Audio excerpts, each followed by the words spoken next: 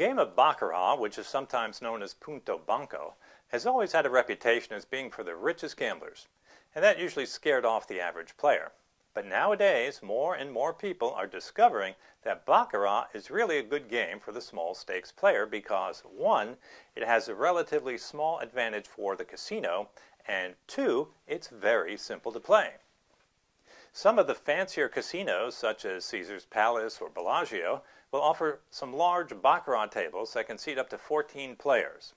But most casinos will only offer a mini Baccarat table which can seat up to 8 players, and the game is played pretty much the same, except that in the mini version all of the hands are dealt out by the dealer and the players never touch the cards. Other than that, the rules are virtually the same. Oh yes, one other difference you'll find is that betting minimums will always be lower on mini Baccarat, and it's usually pretty easy to find a table with a $10 minimum. Now, as noted before, the game of Baccarat is very simple to play, and that's because the only decision you have to make is what bet you want to make from the 3 that are available: player, banker, or tie. After the players make their bets, the game begins and two two-card hands are dealt from a shoe that usually contains 8 decks of cards. One hand is dealt for the banker and another is dealt for the player. The values of the 2 cards in each hand are added together, and the object of the game is to have a total as close to 9 as possible. After the values of the first 2 cards in each hand are totaled, a 3rd card can be drawn by either the player, the banker, or both. But the decision as to whether or not a 3rd card should be drawn is not decided by the dealer or the players.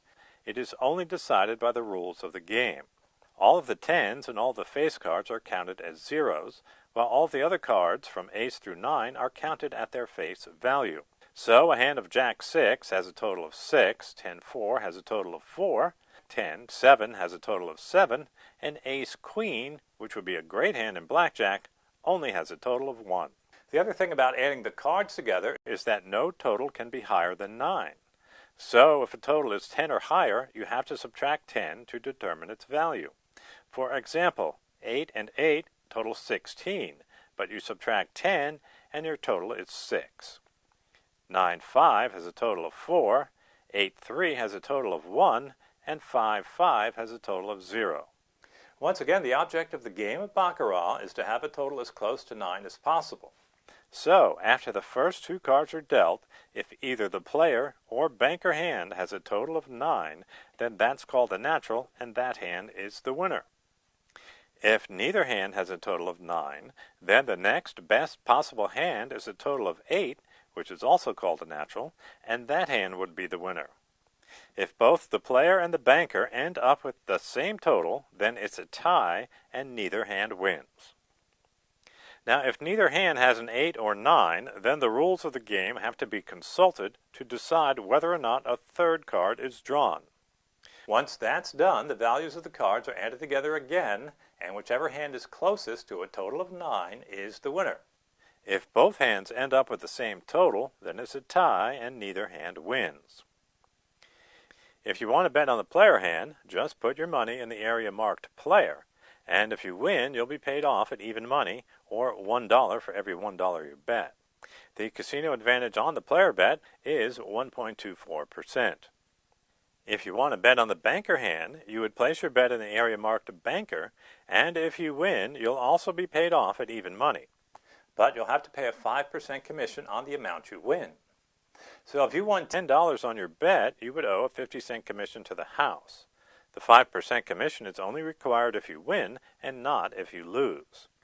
The dealer will keep track of the amount you owe by putting an equal amount in a small area on the table that corresponds to your seat number at the table. So if you're sitting at seat number 3 and won $10 on the bank hand, the dealer would pay you $10 and then put 50 cents in the number 3 box. This lets him know how much you owe the casino in commissions, and when you get up to leave the table, you'll have to pay the dealer whatever amount is in that box. After adjusting for that 5% commission, the casino advantage on the banker bet is 1.06%. Finally, if you want to bet on a tie, you would place your bet in the area marked tie, and if you win, you'll be paid off at 8-1, or $8 for every $1 you bet. The big payoff sounds nice, But actually, this is a terrible bet because the casino advantage is a very high 14.36%, and this bet should be avoided. As you've seen, the casino advantage in Baccarat is very low, except for the tie bet. And the rules are set in advance, so no decisions are made by either the players or the dealer about how to play the cards. This means that unlike blackjack, where you have to decide whether or not you want another card, you have no decisions to make and no skill is involved. This also means that Baccarat is purely a guessing game, so even if you've never played the game before, you can sit at a table and play just as well as anyone who's played the game for 20 years. This is the only game in the casino where this can happen, and that's why I tell people that Baccarat is an especially good game for the beginning player, because you need no special knowledge to take advantage of those low casino edge bets. The only part of Baccarat that gets a little confusing is trying to understand the rules concerning the draw of a third card. But remember, the rules are always the same at every table, and they'll usually have a printed copy of the rules at the table, and will give you a copy if you ask for it. After playing the game for a while, you'll start to remember the rules on your own, but until then, here's a rundown on how it works. As we said before, if the first two cards in either hand total 8 or 9, then the game is over and the highest total wins. If the totals are both 8 or both 9, then it's a tie and neither hand wins. For any other total, the rules have to be consulted, and it's always the player hand that goes first. If the player hand has a total of 6 or 7, it must stand. The only other totals it can possibly have are 0, 1, 2, 3, 4, or 5, and for all of those totals it must draw a card.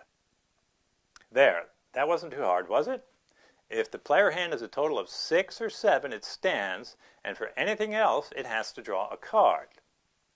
Well, that was the easy part, because now it gets a little complicated. After the player hand is finished, the banker hand must take its turn, and if its first two cards total 0, 1, or 2, it must draw a card. If its two cards total 7, it must stand. The only other possible totals the bank can have are 3, 4, 5, or 6, and the decision as to whether or not a third card is drawn depends on the third card that was drawn by the player hand. These rules are rather complicated, and we are showing them here on the screen if you want to see what they are for any given situation. There you have it. Those are the rules of Baccarat concerning the draw of a third card.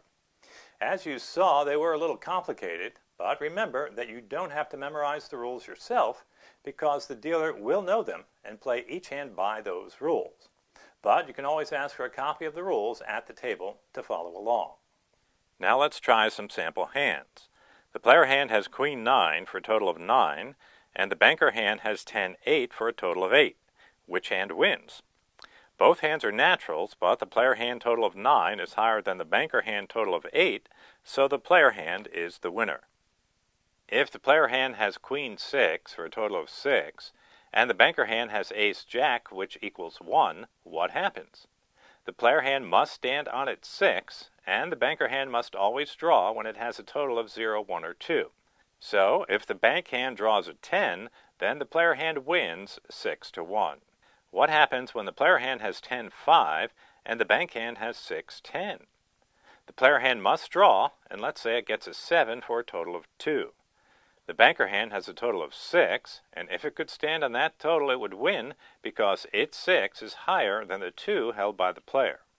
Of course, if you were betting on banker, that's exactly what you would want to happen, but unfortunately for you, the rules require the bank hand to draw another card whenever its first two cards total 6, and the third card drawn by the player is a 7. So now, instead of having a winning hand, you have to hope that the card you draw isn't a 4 or 5, which would both make you a loser. You also wouldn't want to draw a 6, because that would give you a total of 2, which would give you a tie. In this case, the bank hand goes on to draw a 4, which gives it a total of 0, and it loses 0-2. All right, now that you know how to play Baccarat, we come to the important question, which is, how do you win? Well, as I said before, if you bet on player, you'll only be giving the casino a 1.24% edge. And if you bet on banker, you'll be giving the casino an even more modest edge of just 1.06%. While both of these are pretty low edges to give the casino, you are still stuck with the fact that the casino will always have an edge over you, and in the long run, the game of Baccarat is unbeatable. So if that's the case, then how do you win? Well, the answer to that is very simple. You have to get lucky. And that's the only way you can win at Baccarat. Of course, this is easier said than done, but fortunately in the game of Baccarat, you have the option of making two bets that require no skill, and both offer the casino a very low edge, especially when you compare them to roulette, where the house has a 5.26 advantage on a double zero wheel, and slot machines, where the edge is about 5% to 15%. I always stress the point that when you gamble in a casino, you have to play the games that have the lowest casino edge in order to have the best chance of winning. And with that in mind, you can see that Baccarat is not that bad a game to play for the recreational gambler. Now let's take a quick look at one of the most common systems for betting on Baccarat. One thing that many Baccarat players seem to have in common is a belief in streaks. And the casinos accommodate these players by providing scorecards at the table that can be used to track the results of each hand. Many players like to bet on whatever won the last hand in the belief that it will continue to come in, and they hope for a long streak. The thinking for these players is that since Baccarat is purely a guessing game, it's just like guessing the outcome of a coin toss. And chances are that a coin won't alternately come up heads, tails, heads, tails, heads, tails, but rather that there will be streaks where the same result will come in for a while. So, is this a good system? Well, actually, it's no better and no worse than any other system, because no matter what you do, you'll still have the same casino edge going against you on every bet you make. 1.24% on the player and 1.06% on the banker. The one good thing about a system like this, though, is that you don't have to sit there and guess what you want to play each time. Instead, you go into the game knowing how you're going to play, and you don't have to blame yourself if your guess is wrong. Instead, you get to blame it on your system. That's all you need to know about how to play and how to win at Baccarat. Thanks for watching, and best wishes for good luck in the casino.